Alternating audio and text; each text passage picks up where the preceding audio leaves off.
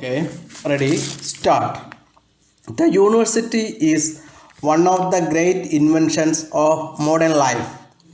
It is a theater for ideas, a domain of play, and a commons for dissenting academics. Yet the university as a vision is in dire straits in India.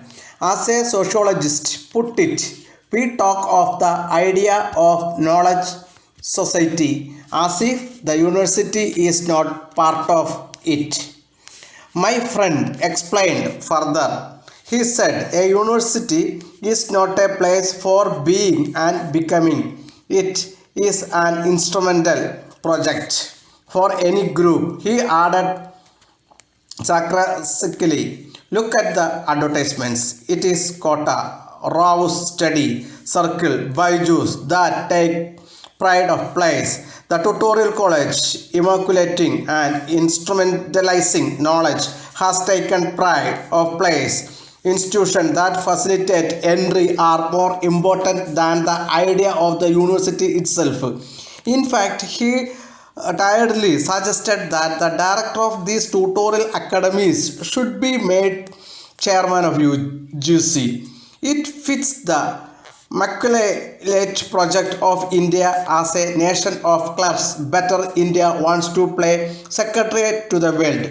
Ravi Subramanian, former director of Raman Institute, put it crisply. Indians today take pride in being the best summarized. We are no longer the original scientist. The creative genuineness that Raman and Ramanujan were. My cousin, a student at Princeton, told me about his encounter with William Shockley, the inventor of the transistor. He was attending Shockley's lecture at Princeton. When Shockley referred to Jesse Bose, he said there was a penny genius of Bose, the rest of toilet paper. It is not just the sense of university as a pilgrimage and exploration of ideas that we have lost. We also lack a sense of the university as a way of life. When a JNU vice chancellor apologized for the university being anti-national, she is seeing the university as a cadre of ideologies, not ideas. Ideology is pristine and frozen. Ideas are in our sense of possibilities. More the everyday joy of learning and being is lost in these official narratives. Let me forecast it with two stories. One of my students, a woman, came to me in the final semester and said desperately, "You must explore time. I can't go home. My father will marry me off to a businessman." For my parents, 1822 is freedom. Once we have left the university, that sense of ease is over. We have to wear the corset that society dictates. This leads me to the second story. I had gone to Bangalore for an open meeting about admission to a liberal arts department. The students were good, but what was more moving was the interest and enthusiasm. Parents, especially mothers, showed many had been marked before they finished their degrees and were nostalgic about their time, dreaming they could go back to these courses.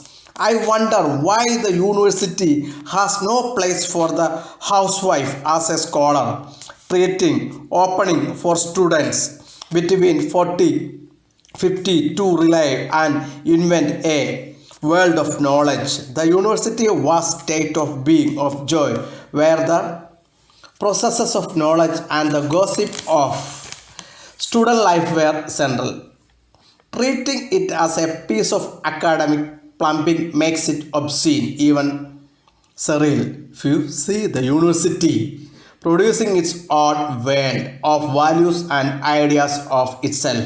I remember my days at the Delhi School of Economic Cafe, frequented by Greeks like Amartya Sen, Sukhmoy Chakravarti, and Ramachandra Gandhi. They were legends to the outside work, yet the epic figure, in a more domestic way, was a gentle old man who would quietly have coffee in a corner. Students greeted him in delight and reverence. He was the teacher, frank, Thakura Das.